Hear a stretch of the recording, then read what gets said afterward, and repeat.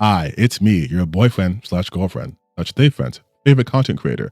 And we are going to do a reaction video. I was informed by one of my commenters, Crimes New Roman, about this Legendary Drops video.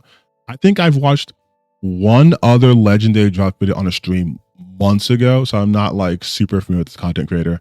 But my gut's telling me I'm probably not going to be in agreement with a large percentage of what the video has to say. But without further ado, let's just get into the video. Simple as that. You know, we've been following the decline of games media on this channel for over a year now, and it's because I find it absolutely fascinating. Because from my perspective, these guys have all the tools at their disposal to be as successful as possible. Far more successful than I could ever be, but they don't wield it with any real conviction. Okay, so right off the bat, I'm hoping, I mean, the title is literally Polygon played themselves and they lost, but I'm still hoping that this is more of a nuanced take that talks about the behind the scenes that happens, you know, like companies buying them out, hollowing their talent, like not letting them actually cover the games they want to cover, having stricter deadlines and all that stuff, and not just like some agenda driven stuff, and because their agendas are bad that they're gone. I hope that's not the case. Most cases, it's wielded with ego more than anything else. They have the access, they have the experience, they have the pipelines, the platform. They used to have the audience, but they don't have that anymore. The reader, the gamer, the people that they need to be able to have a job in the first place, they became insignificant to them, or an enemy in some cases. And when you turn your back on the people that keep you employed, well, you find yourself unemployed. Odd how that works. Okay, so yeah, hope is already quickly diminishing. 47 seconds in. That's not even how that works, right? Like, ad revenue is by clicks and stuff too, but that doesn't necessarily mean like your audience is. That's not how that works, man. Polygon is the latest to fall, and I think they're emblematic because in a lot of cases they represent the meme of the journalists that hate the gamers. Well, not all of them, just the ones that they disagree with, which just so happens to be the vast majority of them, which doesn't work out very well for them. That's again not true. Writers know how to cross that bridge. They know that you can still communicate and find ways to communicate with an audience that you disagree with. But Polygon is the best example of what happens when you turn your back on them entirely or you take up arms against them. So today what I want to do is I want to talk about the fall of Polygon. I want to talk about the continued death throes of legacy media. But I still think written media has value. A diversity of opinions and platforms is necessary, but that would require for games media to be relatable and to start delivering value. And I don't see that happening. Wait, games media has to be relatable. I feel like I do agree that it has value. I've literally made 2 videos talking about, actually like 3 or 4 videos talking about games media in general, but I feel like he's going to land in a very different spot than I landed on. Polygon has been sold off to Valnet. Most of its staff has been laid off. Only a few senior staff remain. Made their Doom 2016 gameplay video live on as a testament to their contributions to this industry. While it may come as a shock to some, it shouldn't, especially given how severe the layoffs have been across gaming media. Anyone who's been paying attention could have seen this coming. The entire writing staff announced their exits on Blue Sky, which tells you everything that you need to know. And in the eyes of many gamers, this wasn't a tragedy. It was a long overdue correction. Which is bad. I'm going to say it. Nobody reads gaming articles like they used to. I've documented this decline before, but it's worth reiterating just how far these platforms have fallen. Legacy sites like IGN, Kotaku, PC Gamer, GameSpot, Polygon, all of them started their descent around 2014. And they had a steep decline after 2018 that they never bounced back from. In the eyes of the players, these sites have stopped being informative. They've stopped being... No, see, okay, see, here's my issue with this analysis off rip. They are looking at this from a very myopic lens. They're acting as if those websites don't have YouTube channels. They're acting as if those websites don't have other avenues to access their information. Like, again, in my other video I posted, I talk about like IGN primarily because it's on my brain, but games journalists, games media, I should say, has multiple outlets. It's not just, let's just watch the website. There's also the YouTubes and all that stuff too. And just getting ahead of any potential things here, the reason why companies get bought out isn't because they have no value. They have value. They have brand value. What a lot of private equity firms will do, a little bit of a tangent, but I think it's important, is they will find these companies like they did with like Red Lobster or Toys R Us, and they will buy them up, and then they will squeeze them for all their worth, and then they will bit by bit sell it off until it's a hollow shell of itself. It may have the same name, but the guts are completely different. That's what loses audiences. Like, okay, think of it this way. If what he's saying was true, then why isn't like IGN out of business? Why isn't GameSpot out of business? Why isn't like Kotaku out of business, right? It's if the numbers going down means everyone's losing their jobs, and why hasn't everyone lost their jobs? There's already an unanswered element there. And hopefully, maybe he does touch on that. It's only been 2 minutes and 32 seconds. Being relatable, they started pushing wedge issues, parroting PR talking points, and outright alienating the very people who once supported them. Most articles now feel like sanitized marketing, or worse, ideological messaging wrapped in clickbait headlines. Please give me an example. After year, we've watched as these sites have consolidated, laid off, or pivoted to something completely irrelevant in a desperate attempt to stay relevant. And I think that no other outlet better represents that downfall than Polygon. When Polygon launched in 2012, it was ambitious. They wanted to be more than just a review site. They wanted to set a standard, uncensored opinions, long-form journalism, video documentaries, cultural think pieces, and for a while, it worked. Their earlier reviews were sharp, polished, and well-written. They gave you far more than you asked for, but you read it anyway because it was damn good content. In a lot of ways, some of their earlier writing reflects what we see in video reviews and commentary today, introspective takes on how playing a game makes you feel, what it reminds you of, what you wished other studios could learn from, and they had a solid pulse on what concerned players the most. But then there was a cultural shift, and Polygon just didn't shift with it. Instead, they veered off a cliff. The turning point came with Gamergate 2014, a controversial point in the industry that changed the tone of games media pretty much across the board. While some outlets were a little bit more cautious, Polygon went all in, leaning into this activist adjacent, socially progressive lens that they began to frame every game through identity politics. Suddenly, the reviews weren't about what a game did well, they were about what it failed to represent. And I think their review of Bayonetta 2 is probably the best example of this, a mechanically brilliant action game, well loved and reviewed across the board. And they knocked it down to a 7.5 out of 10 because the reviewer didn't like how sexy the main character was. Not because of the gameplay, not because of the performance, because of problematic sexualization. Bayonetta 2's Puritan rewards are totally necessary. It's sexist, gross pandering, and it's totally necessary. Bayonetta needs Puritan rewards even less than the original Bayonetta did because the on-screen chaos you can wreck through skill play is infinitely more satisfying. Bayonetta 2 has the same best mechanics as the original. It's a character action game, meaning that it's you against enemies who can kill you quickly if you're not mindful of what's happening, yada yada. Okay, here's the thing, and I said this about reviews a bunch of other times. Reviews are subjective, okay? Reviews are subjective. You don't have to like someone's review. But to say like that's not necessary is so fucking stupid. And I'm talking about not the reviewer, but like to say that they knocked it down not because of the gameplay or because of whatever, because it was sexist. If they found something that they didn't like in the game, who's to say other people wouldn't be bothered by that too? Especially considering the fact that you're talking about this is post Gamergate or mid Gamergate. Like the idea that the game culture was shifting, yes, to being more inclusive so you can analyze things at a deeper level. They still said the combat was satisfying. So if you care about the combat, then you're still going to play this game. If you wanted something extra, which you already said that was what Polygon did, they told you way more than you needed, right? Then they mentioned that too. It's insane to me to be like, this is where the downfall started. Because now it sounds like you just want game reviews or games journalists or games media to just fit your very narrow viewpoint of what is or isn't a review. Reviews aren't just what's in the game. It's how the game makes you feel, what it makes you think about, because that's part of the game's intent. Like, they didn't put these extra animations in the fucking game so you wouldn't notice it.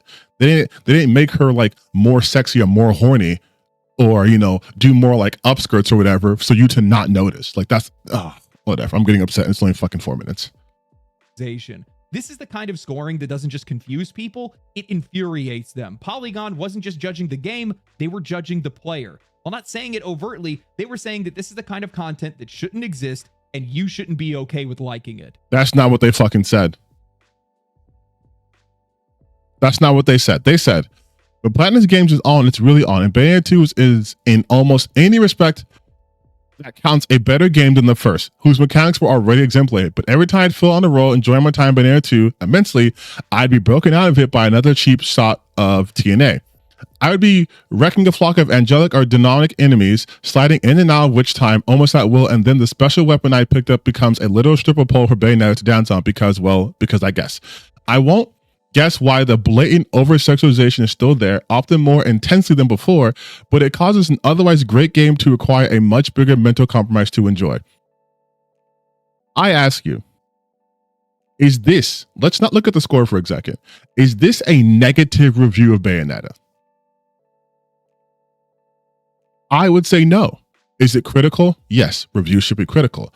But this isn't negative. They are giving the props to the game, saying they somehow improved on the mechanics that were already great to begin with. They're saying the game is so good that these moments take them out. If I can bring this into the world of anime for a second, there's a series called Fire Force. I love Fire Force. I read the manga. I think it's great. I think I've read all of Okubo's work, actually. There's a character in there that has an ability called Lucky Lecture. And what that means is every time she's in a fucking fight or on screen, there's a non-0% chance that she's going to do something fan servicey. And a lot of fans actually are sick of this because it does take them out of it, to the point where, well, it's a spoiler, so I won't say anything, but it's been acknowledged even within the show / manga itself. But that still makes that's still a thing you can think about, but still say it's still a good game. Game of Thrones had characters who did incest, and I still watched it in spite of that. Jaime Lannister was a really interesting character in spite of that.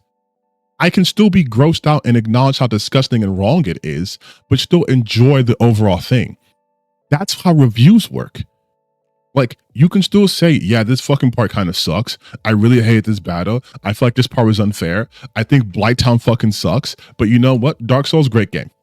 Hey, I like Bayonetta 2. It's really good. The combat's great and fun. I was wrecking shop, but then it gets sometimes it's weirdly overly sexualized.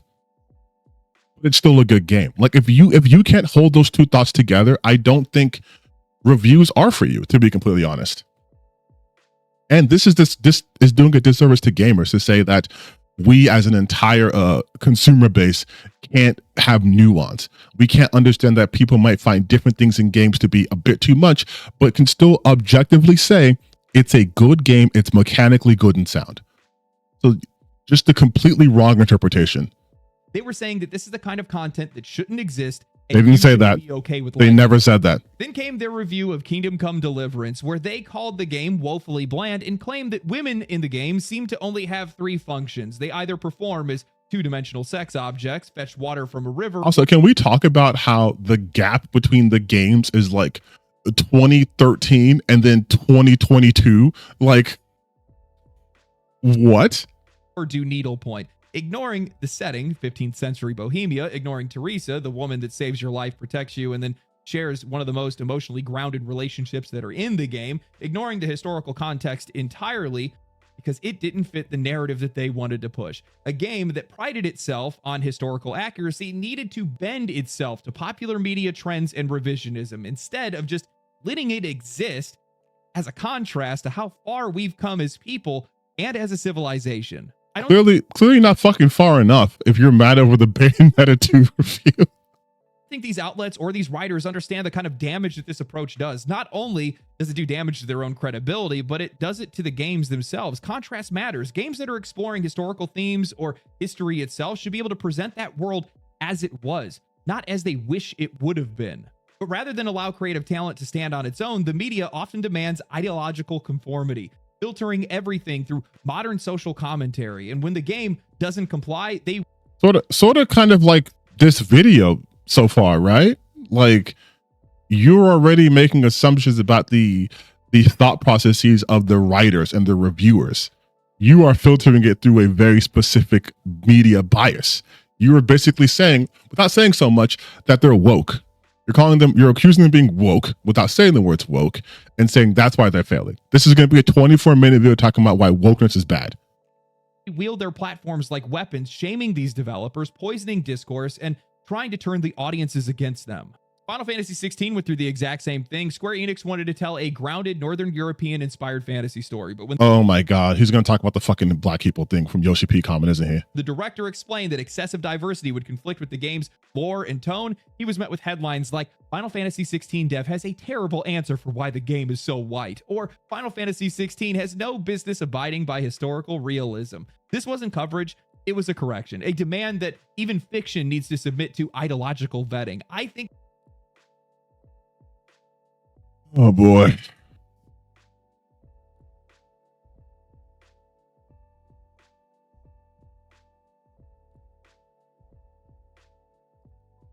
Where to start with this? I mean, first and foremost, yeah, Final Fantasy shouldn't conform to historical realism, right? Like, we can agree on that. That's literally not fantasy. It's not Final Fantasy at all.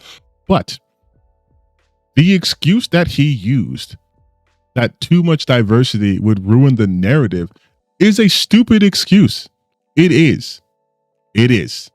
Because this is not a historical event, there is no excuse to be like, well, they wouldn't have been in this era. They wouldn't have been here. You get to decide. You get to decide.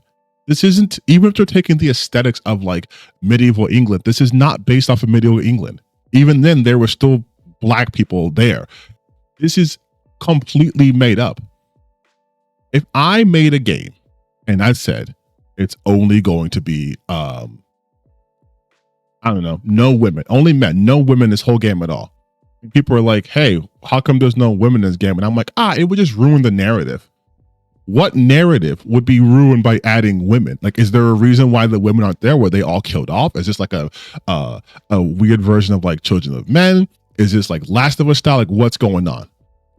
These developers should have the freedom to create without being publicly shamed for not fulfilling someone else's social agenda. Not every game has to represent everyone, and not every creative decision is a political statement. And to be fair, I can already hear the counter argument that players have mounted pressure campaigns to pushing back against what they view as forced representation or initiatives that they don't agree with, but there is a difference between market feedback and institutional pressure. One affects sales, the other shapes perception. The media controls how these games are framed and who sees them. When they start pushing ideology over insight, it stops being criticism and it starts. No. That's bullshit. And I'll tell you why that's bullshit. To say that there's a difference between when players do it and when the media does it, because that's perception.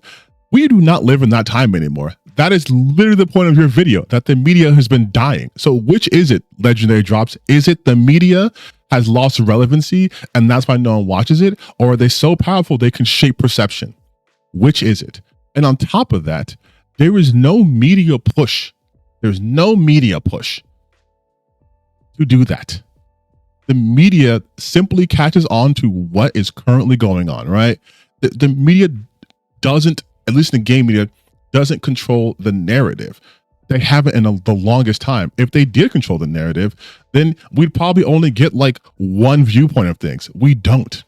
We get multiple viewpoints. That's part of the reason why you guys are so mad at fucking Kotaku and Polygons, because they gave you different viewpoints and you didn't like it. So you bitched and complained. That's not true though. Like it's objectively not true. And you guys talk about, oh, it doesn't matter the difference between players doing their perception. I have seen more boycotts from the player side than anything in media. I've never seen large media corporations in gaming space be like, don't play this game, don't buy this game because it's bad and terrible. They're reporting on it. And if you were taking it as like, oh, I shouldn't buy this game, that's on you. But I see gamers literally making petitions about this game is being uncensored. We need to free this game. We need to make sure they never make another game again. Like, come on, dude. You're not even being honest here. It's becoming coercion. What the media never seems to be able to grasp is that this outrage cuts both ways. When they pressure studios to mold games into ideological statements, it creates a backlash. Also, he has not proven at all a single piece of media that has pressured devs into capitulating to their wants and needs, because it's never happened. Guess what? Final Fantasy 16 still didn't have lots of black people in it. They didn't capitulate.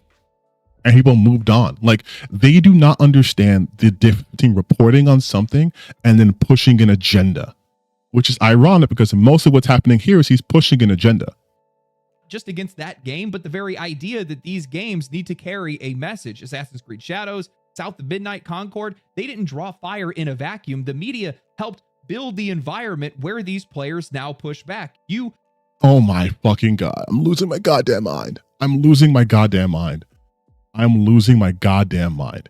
You just talked about Gamergate like 4 minutes ago, and now you're saying it's the media that created this situation?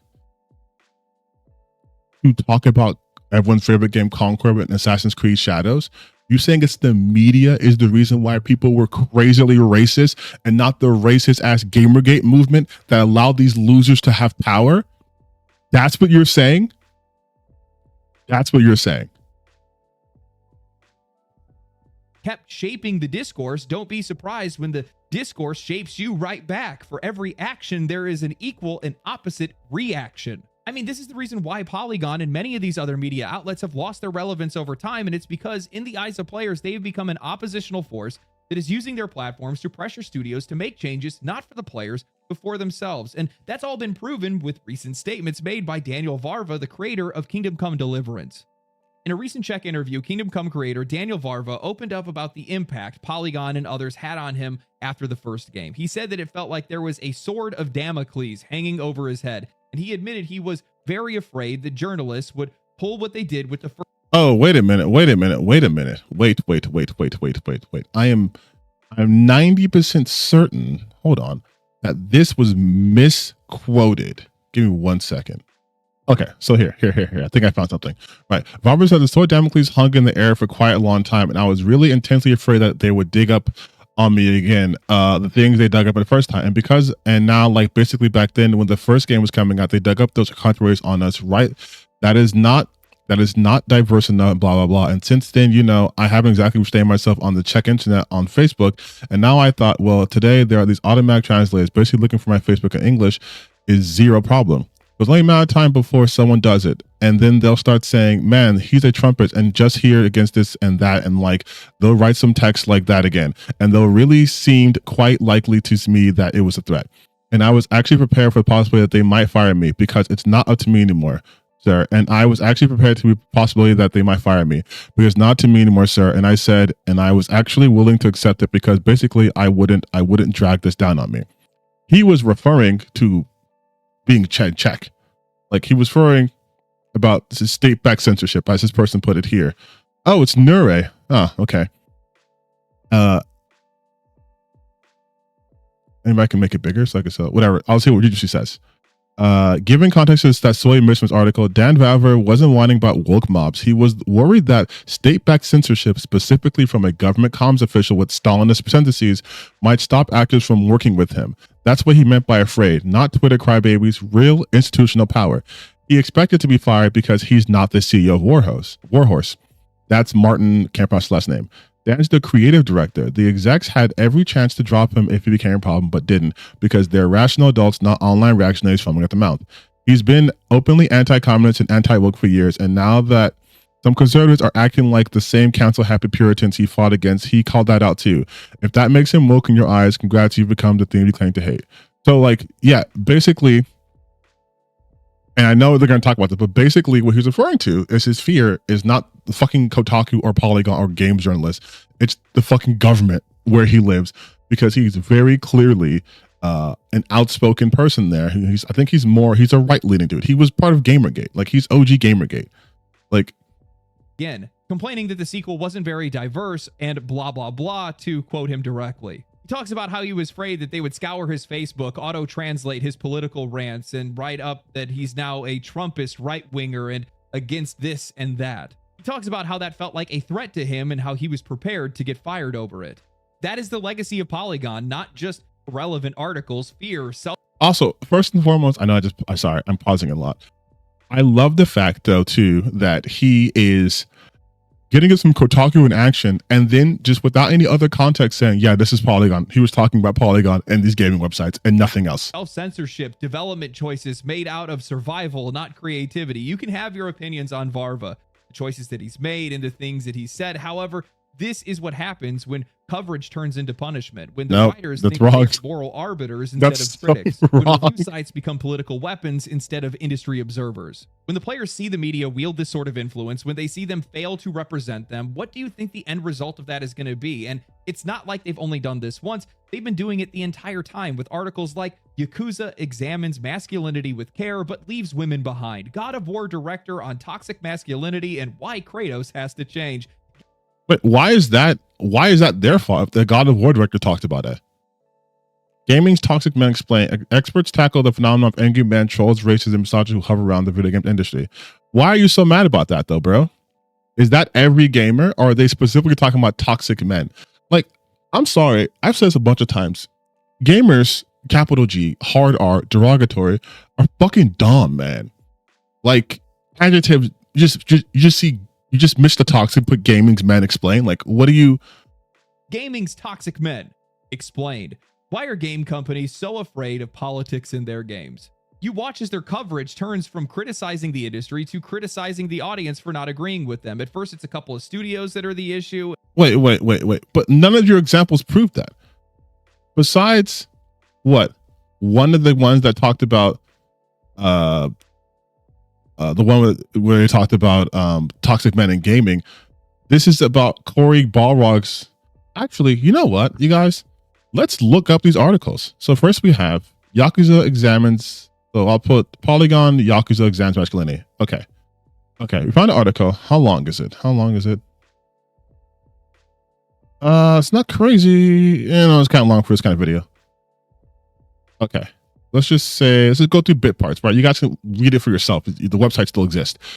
Mind you, to be clear, this is an opinion piece. So,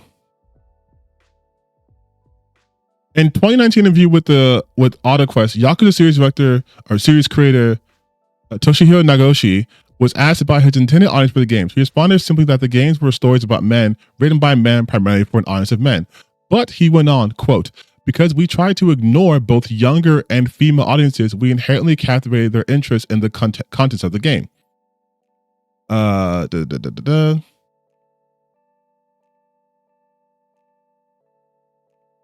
Even as he was faced with the growing fan base of teenagers and adult women, both in Japan and internationally, Nagoshi said that he wanted to resist catering to those audiences because he felt it would jeopardize the franchise's original vision, the one that they had brought in those fans in the first place. That instinct may seem somewhat understandable at first, but it's off the mark. The Yakuza games have likely found a diverse and growing audience because of the way the franchise examines masculinity, especially toxic masculinity. But a commentary on masculinity, toxic or otherwise, must also necessarily be a commentary on femininity and indeed the full breadth of the gender spectrum at large in order to be complete. This is where the Yakuza franchise fails. These games don't exist in a vacuum. They may tell stories by,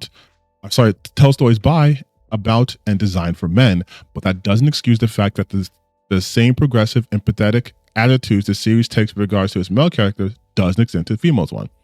The fact that the franchise both succeeds and fails in this discussion of gender has invited a lot of feminist analysis that attempts to make sense of all those apparent contradictions. Reina, an artist and Yakuza fan, cited the 2019 interview with Nagoshi as evidence of a possible reason why the franchise treats its male and female characters so differently. He told Polygon that while it's commendable that the series developers are willing to implement healthy and at times even subversive amounts of masculinity in their male protagonists by working in positive traits, they are less willing to listen to women's voices in terms of handling female characters with agency instead of just respectfully. Yakuza includes compelling female characters who aren't just there as eye candy or to serve as narrative crutches to further a male protagonist's story. But at the same time, the game denies these female characters the agency afforded to male characters. Women in the franchise are largely unable to achieve their own goals through their own actions, relying instead on the protagonist to help them first. This means that despite its best efforts, the Yakuza franchise's discussions of toxic masculinity are necessarily incomplete. So this isn't even like some super fucking negative like review or something. This is just simply an observation, which is true because the fucking director said that. Like, again, you guys can read this for your own, but this doesn't seem like crazy. Oh my god, it's not fucking available. Wayback Machine. Okay, but this is from Reset Era. Playing the game, I kept thinking about the ongoing conversation about how we raise our sons, type of other garbage humans, Knowing that 5 years was going to into this game, I knew that we'd have an incredible megaphone. We had the ability to say something what we do, right? Which I think is awesome. And I think perhaps I didn't take advantage of that so much when I was starting out in games. I was so sort of enamored that I didn't really think too much about things below it, right? There's this idea of him not knowing how to do these things, but his son not knowing any different, right? Because Atreus wasn't fully raised by Kratos. His mother Faye did a lot of the work initially. Kratos was spending a lot of times out in the woods trying to figure out how to get control of the demons inside of him. The monsters inside of him that we, as his creators, allow to be out all the time. So we are in large portion responsible for the fact that Kratos is the monster at all times. And now we are in turn taking our responsibility to help him balance these things. The journey is that he's not very good at in the beginning, and that's what's so fascinating, right? That a young kid, a 10 to 12-year-old child, can teach this guy who's lived for hundreds of years, who's ascended to the throne of the pantheon of Greek gods and has been responsible for the downfall of so many of these deities. He has so much learning to do. I don't understand why that's bad. I don't know why that's even listed on this thing, to be honest. What was the last one? Masculinity and why Kratos has to change. Gaming's toxic men. Explained.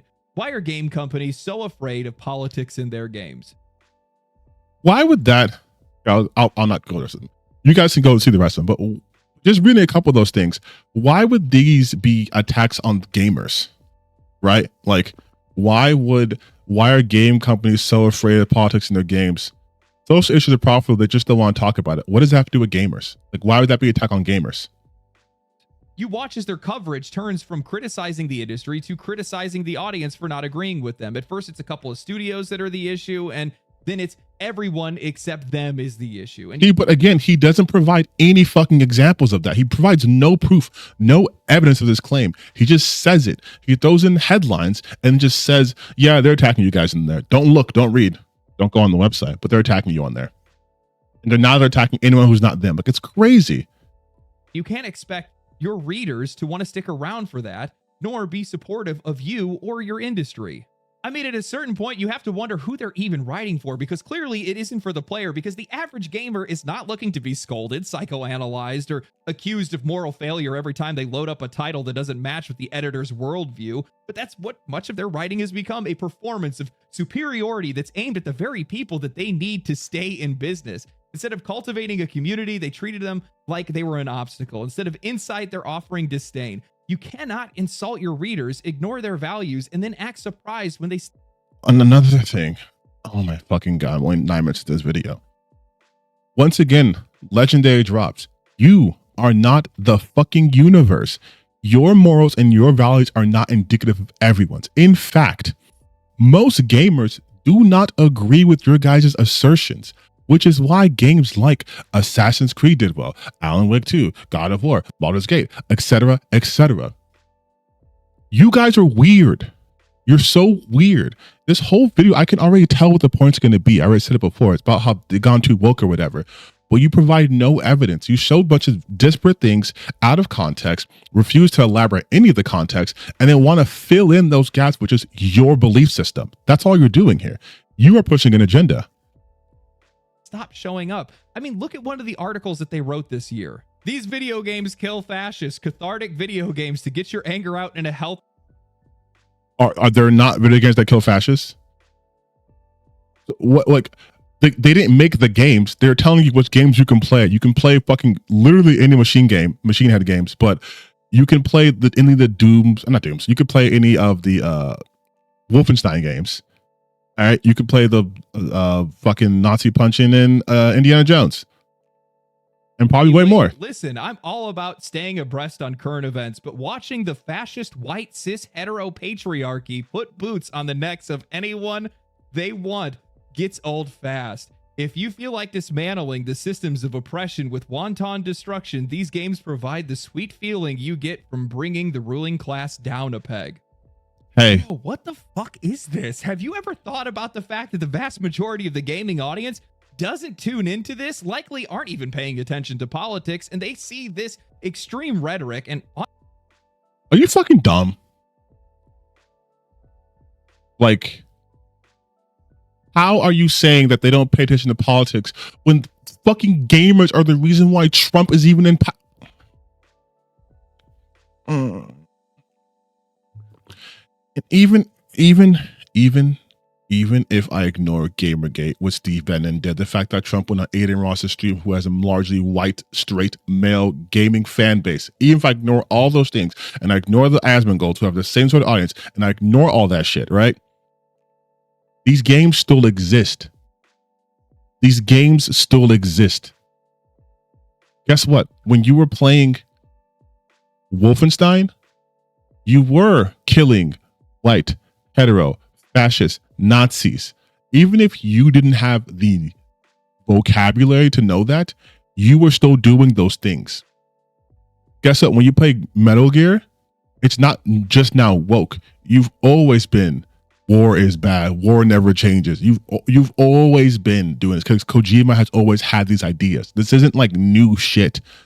Them talking about the stuff that people know about is not bad. Also, not every gamer, like I said, is the goddamn same. Those articles are for the gamers who were like, man, I'm really upset that our government went full fascism. Oh, cool. Here's games I can play to get my anger out. It's no different if they made an article talking about, here's 10 games where you can pet a dog. Here's 13 games where you can date your fucking high school crush. It's the same thing. It is the same thing. Honestly, veiled call for violence as weird and uncomfortable as hell. You write something like this. You publish this under the banner of a veiled calls for violence. How dare anyone do violence against the Nazis? Those guys are so peaceful. How would you want to do violence against them? Games journalism outlet, and then you wonder why you're sold off and your staff is laid off. You alienated your audience. You scared developers into silence. You turned your platform into a weapon. Then you pointed it at the very industry that once embraced you. And for what? Look, let me be clear. There are hardworking people in games media who don't buy into any of this. Talented writers that just want to talk about games, who care about storytelling, systems, and creativity. But they have been... What the fuck do you think storytelling is? If I'm telling a story that involves you beating up fucking fascists, am I not supposed to talk about that because you dumbasses think that means we're talking about every single white guy, every single gamer? Like, this is the shit that gets me so mad. Like, you guys are so stupid and you try to do these deep analysis and you don't fucking understand anything. You don't understand anything. Drowned out, undermined by the loudest voices in the room. The ones who treat players like problems, developers like enemies, and their own platforms like a soapbox. This isn't even happening. An outlet. Congratulations, mission accomplished. You have a lot of these outlets and writers that are talking at people and not with them, while also at the exact same time being completely detached from reality, which does not help their situation whatsoever. They're pressuring these games to be made. They're pressuring these changes to be made within. How the fuck are they pressuring these games to be made? Are these changes? You don't even have proof of what you're saying. It's been 11 minutes and 30 seconds of your video. You provided no evidence. None. The most you've done is taking Kotaku in action, which I cannot stress enough, is a dog shit forum, which is just a bunch of right-wingers upset about woke shit, and even took that out of its own context. And then just said, yeah, that's Polygon. That's Polygon. That's what Polygon did. Polygon made Daniel Valver afraid, and Polygon kidnapped his dog, and they forced him to put a black person in the game, or else the dog was going to get it. Like, when you say people are forcing you or putting pressure, you need fucking examples. You need to show how a gaming website is putting pressure on developers. You know, the people who make the games. I want you to explain how a publisher or a developer gets pressure from people who get access to the game after it's pretty much fucking done. Explain that to me, Legendary Drops. Please explain that. Please explain that. If I make a movie and this movie is completely tone deaf and reviewers are like, this movie is completely tone deaf, and I make another movie that was not tone deaf, are they forcing me to make that other movie? Legendary Drops? Have they forced me to do that? Or were they providing feedback, criticism, like critics do? And people took that feedback and it's like, hey, maybe I can improve upon this. Maybe I can try this. Maybe I can do that. You want to talk about creative freedoms? Why don't you fucking talk about the fucking gamers who were mad that in Kingdom Come Deliverance 2 that you suddenly had queer options? That's creative freedom and also fucking storytelling. Oh. In these games, the players aren't even asking for. They're making articles that the audience and the readers aren't even looking for. Look, man, I am not here for marching orders. I am here for gaming news. And if that's not what you're going to give to me, then I have no reason to be here. That's what's happening right now. Not what's happening. I'll be honest. I had no idea the Polygon was this bad. I had no clue. I agree with you saying you have no clue, no idea, because you don't know. You don't know. And also, his evidence has been like just like what, 4 articles, titles, not even reading the articles, not even showing you what, at least on my videos, I fucking show you the parts I'm talking about to give you a clue of what to look for. Just headlines here. Just fucking headlines. I didn't know Polygon was this bad. I didn't know it was this bad, but also, of course, this is going to happen because they're woke and bad and terrible. haven't really read them in a long time. I usually stick to Insider Gaming because they stick to the news and they have some pretty good writers, but So he said they stick to the news, right? They stick to the news. So what news is Hansri? How is this news? This is the news you tap in for? I like Insider Gaming too, but this is the news you tap in for? This has nothing to do with the game. This has nothing to do with the game. Just saying. This is literally just talking about a friendship between 2 of the actors. I started going through their article history and they have some talented people, really talented people. There's some good stuff that they write, but the human eye is trained to find things that don't belong. And there is a lot that doesn't belong on Polygon or on the internet at all, to be honest with you. Wait. I like how he says he reads their stuff. He doesn't show shit from them. Why not put the people onto some of the articles, dude? Why not mention someone's name? You watch the website so much. You find yourself asking, who is this stuff even being written for? And even more so, why would you even think it's tasteful to post some of this stuff? And I know people want to point out the writers and they are the ones that are writing it, but you have editors. How did you have jobs? You don't have them anymore, but how did you have jobs? You should have known not to be posting this kind of stuff. You should have known that's going to drive people away. You know, I think in a lot of ways, it's just social immaturity that if you disagree with someone on anything, they have to be the enemy. End of story.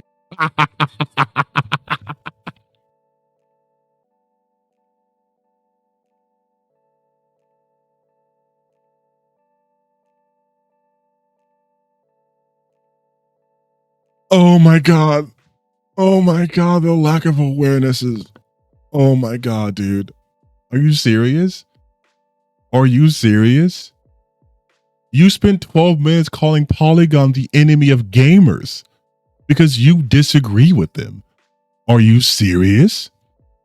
That's just where this goes. And you can't include their perspective in good faith because, well, it has to be vilified. It has to be demonized. And you're not going to keep an audience that way. I would love you. Making any money I would love you to show evidence of this. I think that these outlets did the same thing that the industry essentially did, which is post Gamergate, they abandoned the initial audience that they had in search for this wider audience that they believed that was out there that had shared values, but it just doesn't exist. That's just not out there. It's not out there? You know, it's not out there? Hi, I'm out there. I'm out there. There are bigger creators than both you and I who share my values too. It's basic fucking empathy. What are you talking about? You don't think there's people out there who would be like, yeah, maybe we shouldn't have such rampant sexism in gaming? You don't think there's people out there who are like, yeah, we should have more diversity in media in general? You think it doesn't exist? You think it doesn't exist? I'm going to just get this video and then I'll do my final thoughts and I'm going to go to sleep. They have to come to the sobering reality that no matter how much you don't agree with your audience, how vile, how vitriolic, how abhorrent they are, you have to find a middle ground with them. That's it. You have to find a way to be able to reach them. And I know that people are going to point it out and say, well, oh, LD, look how the gaming audience is. These guys do the exact same thing. They pressure these companies. They use social controversy. I sense a defense coming here. Matter. Guys, I'm just going to tell you, I'm just going to tell it to you straight.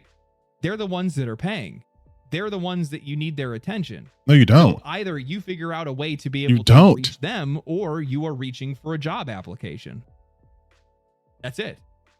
That's not it. That's the I'm so close to rage quitting this video. I'm so close to rage quitting this video.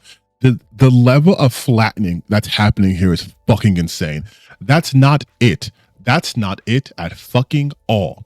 Because every one of you losers calls every outlet woke and garbage and this and this and that. And like I said earlier, they're all still present, right? They're not all gone. It's not that. It is these companies who want infinite growth, okay? It is these companies who want to make the most money ever, which is why they will sell off companies like Polygon to other companies who will give them money. It has nothing to do with the audience.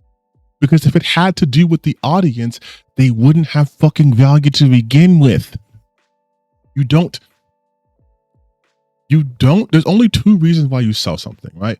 Either you're not making a profit on it or people are interested in it.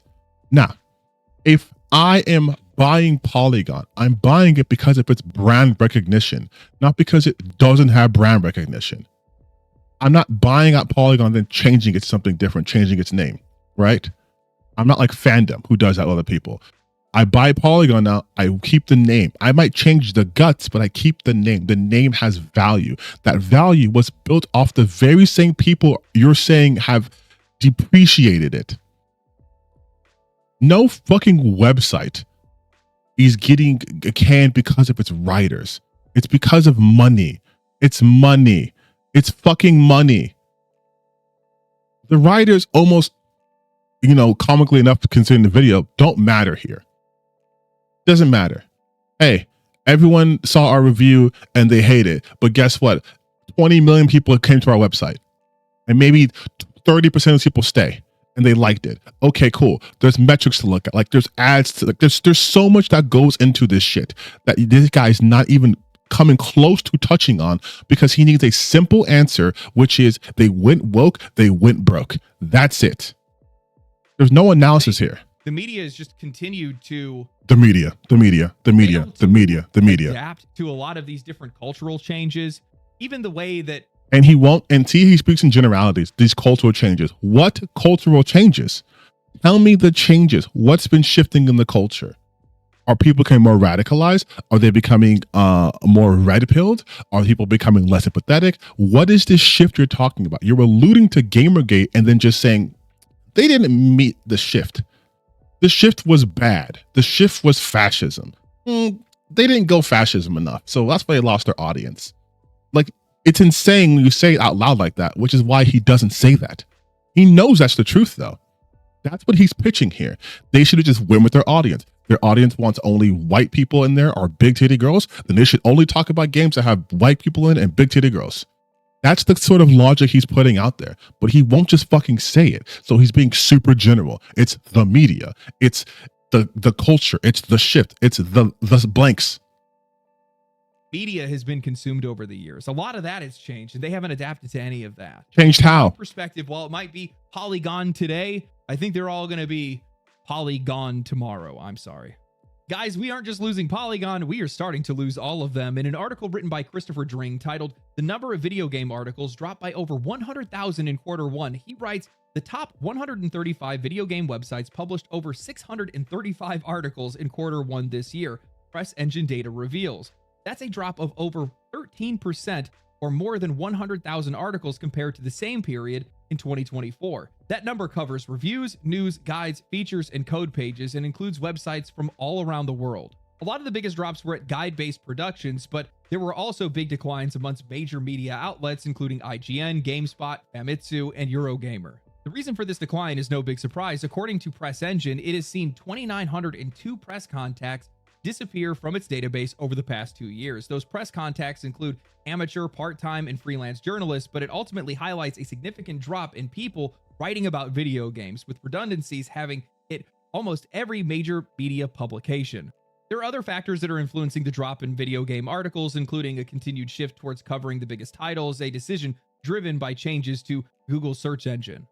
100,000 fewer articles and nearly 3,000 fewer press contacts is a dramatic shift, but let's not pretend like this is coming out of nowhere. That 13% is a symptom, not a disease. The audience is gone. The content isn't landing. And thanks to the changes in Google search algorithms prioritizing the biggest names, unless you're IGN, Forbes, or PC Gamer, you're basically invisible.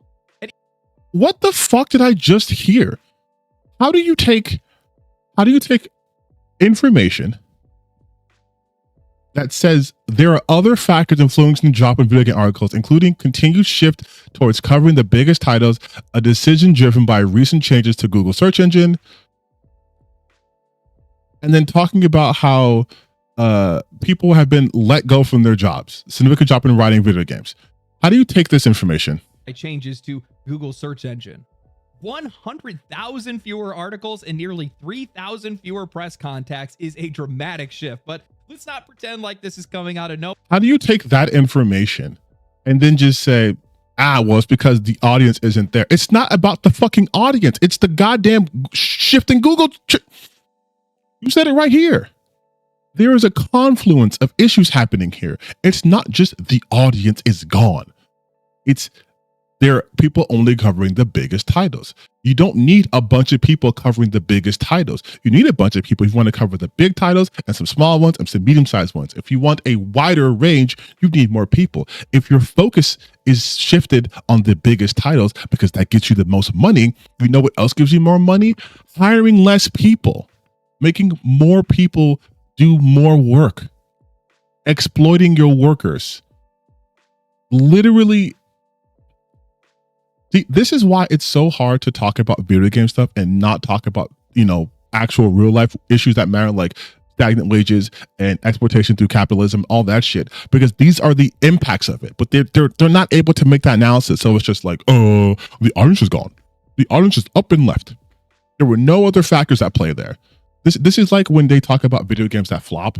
Oh, it was such a big flop. It only made fucking 60 million, sold 60 million copies, but it cost $1 billion to make. Hey, you don't think maybe the fact that it cost $1 billion to make is the bigger issue and not the fact that it sold like 60 million copies? Like that's the level of analysis they just can't do. Google search engine is a dramatic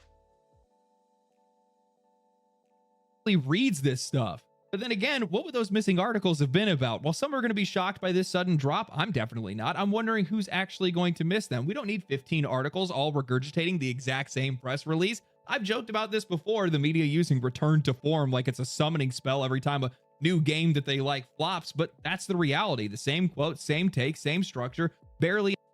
Me, when I don't know like idioms and popular phrases, return to form is just far beyond games media, dude.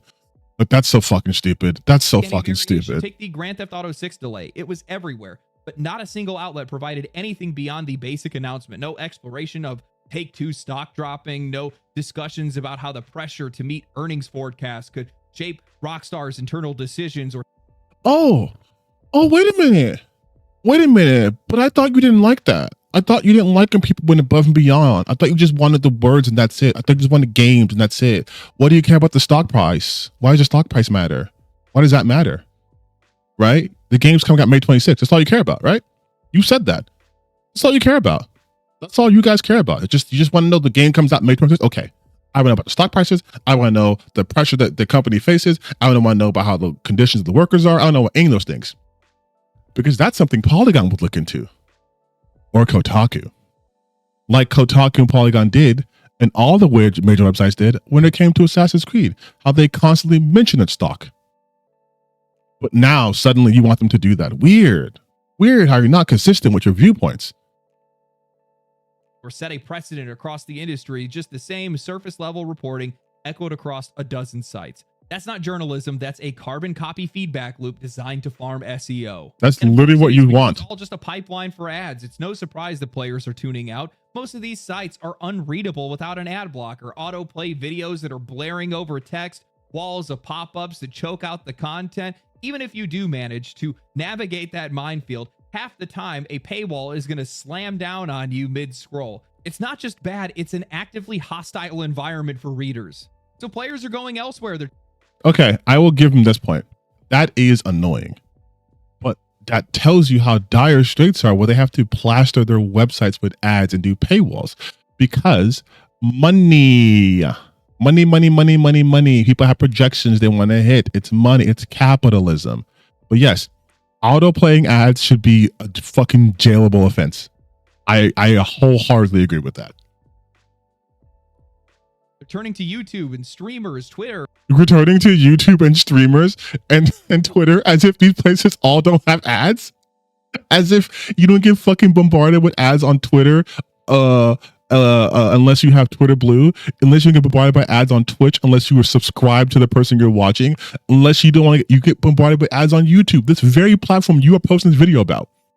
Unless they have YouTube Premium, like I have had for years, you also get ads, a lot of ads. Some of these ads are fucking hours long and they break up the flow of the video you're watching. What are you talking about? That's the same problem. That's even more intrusive, actually, because this is for a video. Videos have flows to it. You can read an article whenever. You can, yeah, just get the ad blocker. But YouTube's not letting you ad blocker. They're changing that shit up so you can't use ad blocker. Like, just defeated your point immediately. And Reddit, TikTok, wherever else they can go, because at least those people are talking to them, not down to them. At least they're entertaining. At least they're authentic. At least they respect your time. You can throw a video on in the background, let it ride while you're at work or you're commuting, and you can get an actual discussion, not a barely rewritten press release that's covered in. How the fuck is, how does articles not respect your time? You read at your own pace. It's the same thing as you pausing a video like I'm doing. How does it not respect your time? Ads, which honestly, that makes this all the more baffling that these outlets have not adapted. Videos should be their strong suit. They already write this kind of content. They should turn it into a script, do a voiceover, add some footage, post it to YouTube, Twitter, TikTok, anywhere. There is no excuse. You know, I was stunned to realize they do that. Catching up to Kotaku and YouTube subscribers. Me, a guy that's making videos in his spare time, closing the gap on an outlet that's been around since 2004. Polygon has 1.4 million subscribers. And sure, some of their videos actually get some pretty solid views, but they only post once or twice a month. And when they do, it's stuff that people didn't even ask for, like a lore video or a lore breakdown video on how Avowed does lore better than everybody else, a game that's already fading from memory and was widely criticized for being bad at lore. I mean, the business side of me is genuinely frustrated that these guys are sitting on a goldmine of content and they are wasting it. Skill Up and Gamer Ranks write articles and newsletters and then they turn it into content. Why can't they? They write multiple articles a week, convert them into videos, double dip. Instead, they cry about AI stealing. This is such a non sequitur. You were just complaining about for literally 16 minutes how you hate their articles, how they're too political, and now you're saying they should make these videos. What the fuck is your what is the thought process? What is the thought process here? What is the thought? I'm so confused. Their jobs and sue OpenAI, even though half of their writers are probably using ChatGPT behind the scenes to meet their deadlines by spinning up slightly different versions of what everybody else has already written. So definitely lying. Outside force that's killing them. Not AI, not YouTubers, not Google. It's their own lack of adaptability, their own lack of relatability. That's what's actually eating these guys alive. This collapse is total and it's systemic. It's not just a few bad outlets or a couple controversial takes. It's not just Polygon or Kotaku that's writing things that nobody cares about. It's an entire media apparatus out of step with the players, out of touch with developers, and completely unprepared for how media touch with developers. And they haven't just failed to adapt, they've doubled down on the very behaviors that is driving audiences away in the first place. Instead of reflecting, learning from the failures of their peers, they are lashing out. Instead of reporting, they are correcting. Look no further than PC Gamer's roundup of 2024's biggest gaming controversies. They boiled down the criticisms of Assassin's Creed Shadows just to outrage over Yasuke, as if that's what it was. Historical authenticity were conjured out of nowhere. That's what it was. Jesus Christ, you're a fucking terrible grifter. That's literally what it was. Historical accuracy, Yasuke was there. That is historically accurate. That is historically accurate. He was, that's his whole thing.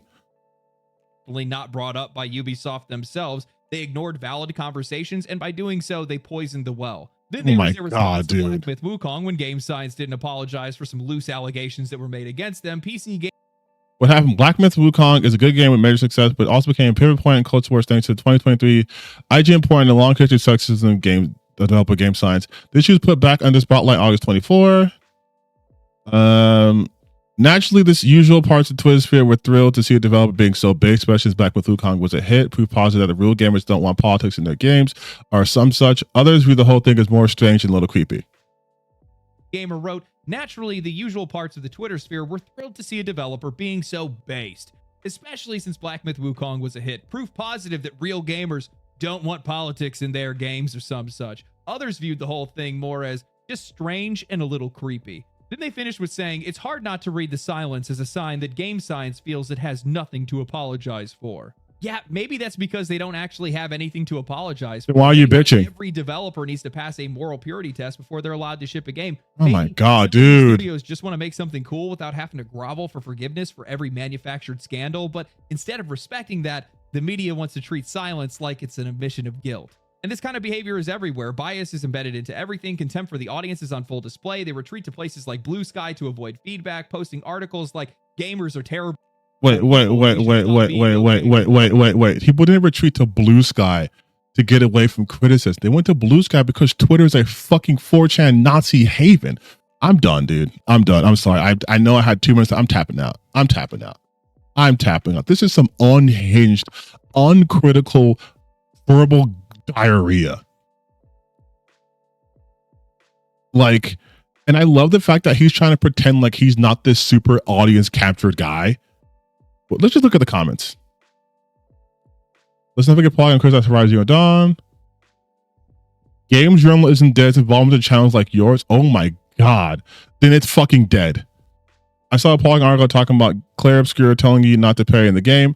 Let's see. How to break enemies. Just the village walkthrough. Festival locations.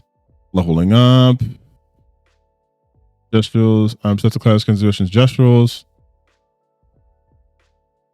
I don't see anything about them talking about don't parry. I mean, I'll just type it in. Polygon don't parry. Yeah, I'm not seeing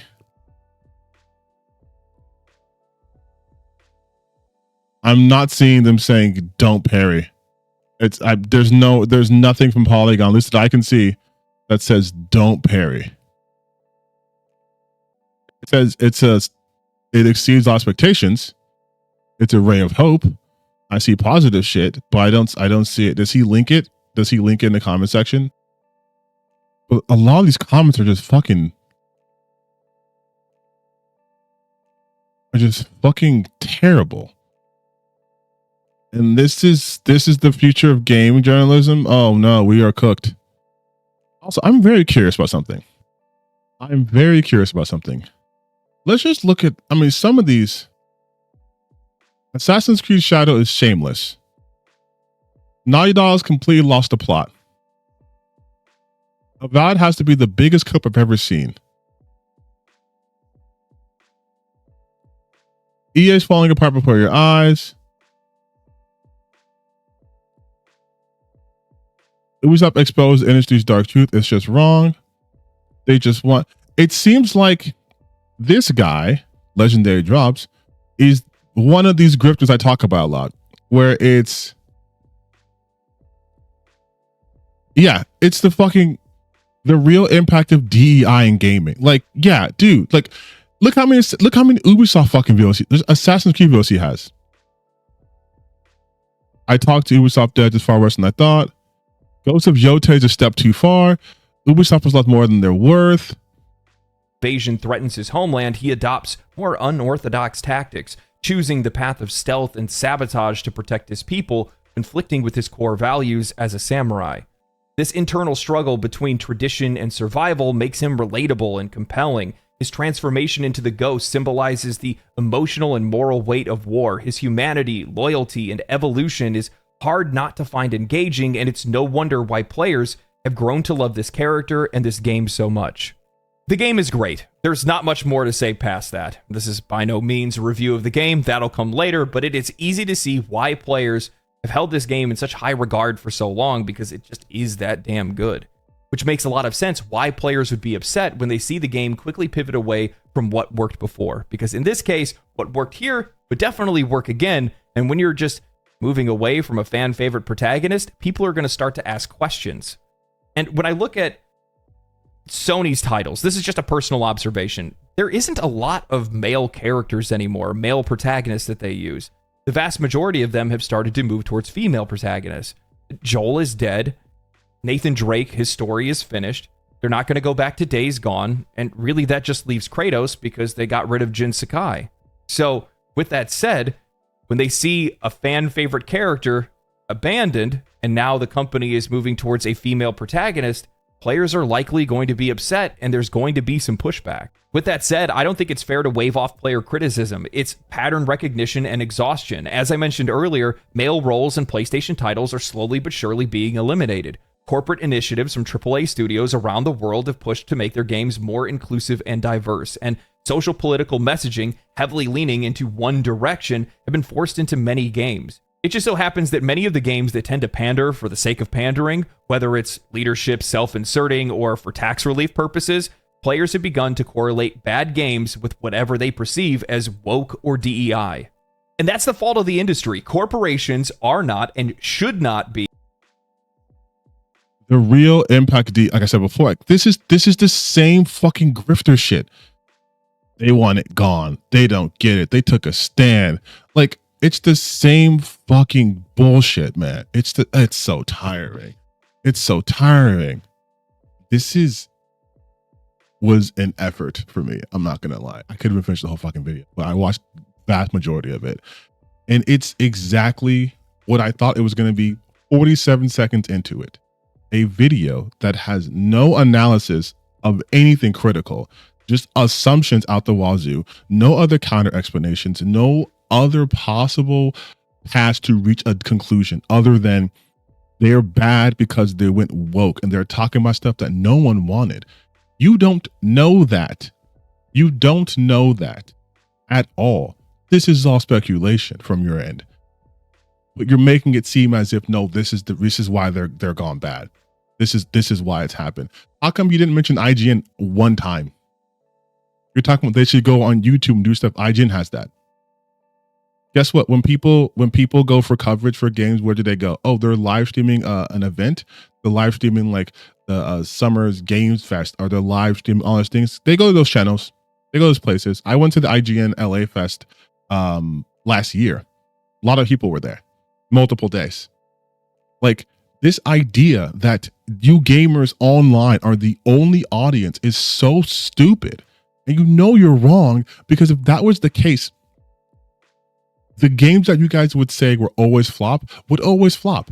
But every game that's had woke elements and that succeeded, you guys are mum's the word. Oh, let's talk about Assassin's Creed Shadows for fucking 9 videos. Let's do Dragon Age. Talk about DEI in games. Yeah, man.